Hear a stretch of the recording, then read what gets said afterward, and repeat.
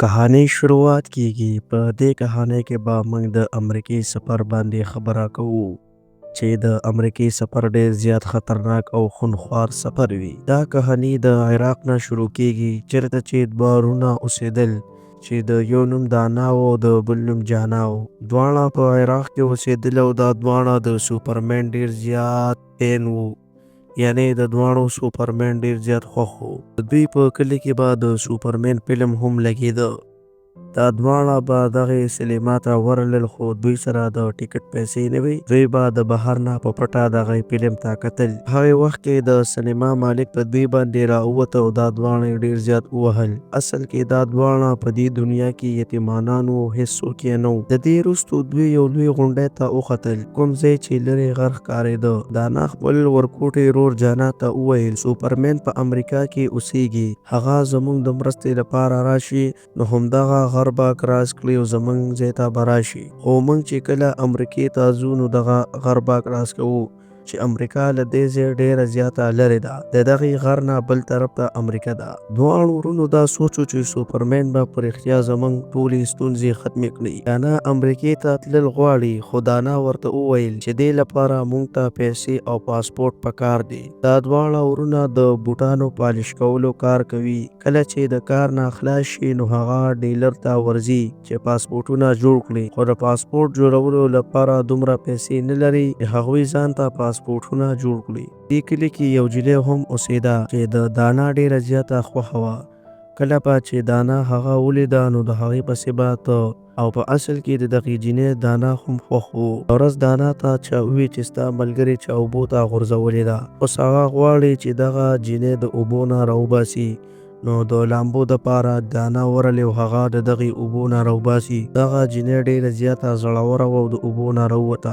اوس دانا د هغې د کور مخې ته ورځي، خو هلته دانا ته پته ولګي چې زما دا ملګرې د تل لپاره امریکې ته روانه ده. دانا غواړي چې دغې ملګرې سره ملاو شي. موټر پسې منډې وهي خو نشي رسېدی او د خپلې ملګرې په تلو ډیر زیات خفه وي.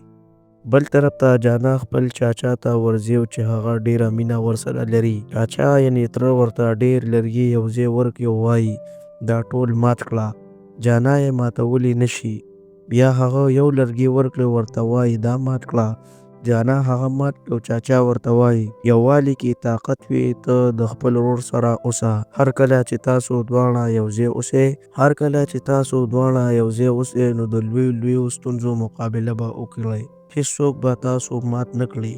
بله ورځ ښودل کېږي چې جانا او دانا تره مړ شوي وي. دا دواړه ډیر زیات سخت خفه وي. دا دواړه یو اوچت ځای ته خېږي او دانا جانا ته وایي امریکا زموږ خپل هیواد نه دی، خو موږ دواړه به امریکې ته ځو.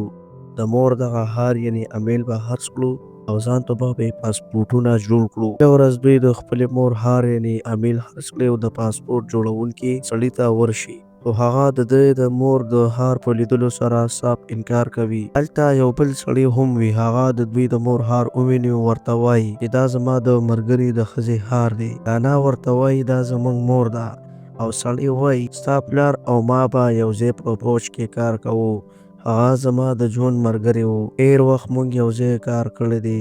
ته ټینشن مه اخله، زه به ته امریکې ته ولیږم. خو د پاسپورټ جوړونکي سړي هغه بل سړي ته وویل دا کار مه کوه ځکه چې دوی ته د جان خطره ده. د اورېدو سره دانا د پلار دوست د مرستې څخه شاته کېږي. طرف ته جانا یو هلک سره لوبه کوي او په لوبه کې د هغه نه ګډه وګټي. هغه ډیر زیات خوشحاله شي. کله چې ګډه د خپل ورور دانا خواته راولي، هغه وخت د ګډې مالک راځي. دواړه ووهي او ګډه بیرته بوځي. دواړه وروڼه ډیر زیات غمجن شي. خو بله ورځ دانا د ګډې مالک ته ځي او په څو پیسو ګډه بیرته ترې اخلي. ګډې والا ورته وایي تاسو په دې ګډه څه کوئ؟ دانا ورته وایي موږ به په دې امریکې ته ځو. هغه سړی پوهیږي چې دا دواړه معصومان دي نو دوی لپاره دعا کوي. اوس دواړه وروڼه د خپل ورلمیپ سره امریکې ته د تګ لپاره روانېږي. جانا اوس نه غواړي چې لاړ شي. هغه وایي زه دلته پاتې کېږم. خو دانا ورته وایي امریکا کې به موږ سوپرمین ووینو.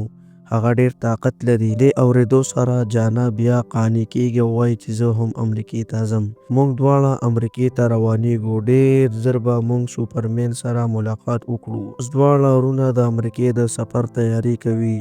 د تګ په ورځ د کلي ټول ماشومان دوی ته الوداع لپاره راځي. دواړه وروڼه وایي چې موږ به ژر اوس امریکې ته ورسیږو. هلته به سوپرمین سره ووینو. سوپرمین به بیرته کلي ته راولو او د کلي ټولې ستونزې به ختمې کړي. جانا سره یو ډایري یعنی کتاب هم وي. په هغه کې هغه د هغه خلکو نومونه لیکي چا چې دوی ته تکلیفونه رسولي وي. نو په هغه کې د صدام نوم هم وي چا چې د دوی پلار وژلی و. اوس دوی اوږد سفر کوي. ساعتونو په ګډه ناست وي او روان وي. کله کله آرام هم کوي. اوس دوی 2 ورځې کېږي. د 2مې ورځې په پای کې د دوی مخې ته د کولډ ډرینکو ټرک ښکاري کوم چې جانا ته ډیر خوښ دی. جانا که څه هم نه غواړي خو د خپل ورور د خوښۍ لپاره د ټرک سر ته خیژي او یو څو بوتلې راغورځوي. خو هماغه وخت ټرک حرکت کوي او جانا ګډه تیزوي. خو ګډه نه تیزیږي. نو جانا په منډه ټرک پسې ځغلي خو ټرک لرې ځي. داسې دواړه ورونه سره جلا کیږي. جانا هم په هغه لور روان شي چې ټرک تللی وي. په لاره کې یو بوډۍ سړی ورسره ملګری کیږي. جانا د هغه مرسته کوي او هغه ورته لیفټ ورکوي. 2 کیلومتره وروسته جانا خپل ورور ویني. جانا د دوی کولډ ډرینک سره ولاړ وي. دواړه یو بل غېږ کې او د بیا ملاوېدو خوشحالي کوي. یو څو غنټې وروسته شپه کېږي او دواړه د آرام لپاره کښېني. سبا سهار به بیا سفر شروع کوو. ډېر تګ وروسته دوی بارډر ته رسېږي. آرمي افسران د دوی نه پوښتنه کوي چیرې ځې؟ جانا وایي زموږ د لارې نه لرې شئ موږ امریکې ته ځو. سړی ټوکې کوي ځکه چې څوک په ګډه امریکې ته نشي تللی. نو دوی دواړه شړي او دوی ډېر زیات ټینګار کوي. هغه سړی ورته وایي خپله ګډه خرڅه کړه او ماته پیسې راکړئ نو زه به بارډر ته ورسوم. اوس دواړه وروڼه ښار ته ځي چې ګډه خرڅه کړي. هلته جانا خپل هغه ملګري ویني. هغې پسې ځي. نجلۍ ورته وایي چې زه هېڅکله امریکې ته نه یم تللی. زه دلته د خپلې ترور سره اوسم. جانا ډېر خوشحاله شي او نجلۍ ځي. جانا ټوله شپه پټ ځای نه هغه ګوري. سبا نجلۍ سره ملاویږي او د هغې طرف ته جانا هلته یو اډې ته ورځي چیرته چې د هغه ځای نه بارډر طرف ته ټرکونه ځي. جانا د یو ټرک لاندې پټیږي او که څه هم ډېر مشکلات لري خو آخر بارډر ته رسیږي. چیک پوسټ کې هغه نیول کېږي او جانا هم هلته رسیږي.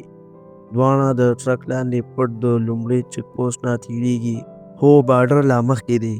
هلته جانا د خپل د پلار دوست ویني. هغه چې ویلي چې تاسو به زه امریکې ته رسوم. جانا ترې مرسته غواړي. ژوند خطره کې دی خو تاسو لومړی چیک پوسټ پار کړی دی. مګر چې دواړه ټینګار کوي نو هغه سړی دوی د یو بل سړي په ګاډي کې پټوي او د ګاډي په ډیګۍ کې ګاډي یو ویران ځای ته رسیږي. هغه سړی دې دواړه د ډیګۍ نه وباسي او په یو بیابان کې پرېږدي. اوس دواړه په لوی ویران کې روان دي او دې سره جانا په یو لینډماین خپک دی چې هغه ځای چې هلته جګړه شوې وه. جانا وایي زه حرکت نشم کولی. ته کلي ته ولاړ شه او مرسته راوغواړه. جانا د خپل ورور د مرستو لپاره کلي ته ځي. خلکو نه مرسته غواړي خو څوک یې خبره نه اوري. طرف ته جانا ډېر زیات لوږې نو جانا ټوپ وهي او کامیابیږي. ویډیو پیغام دا دی چې سوپرمین به ستا خپل مشر ورور وي. په کمنټ کې راته ووایه چې بله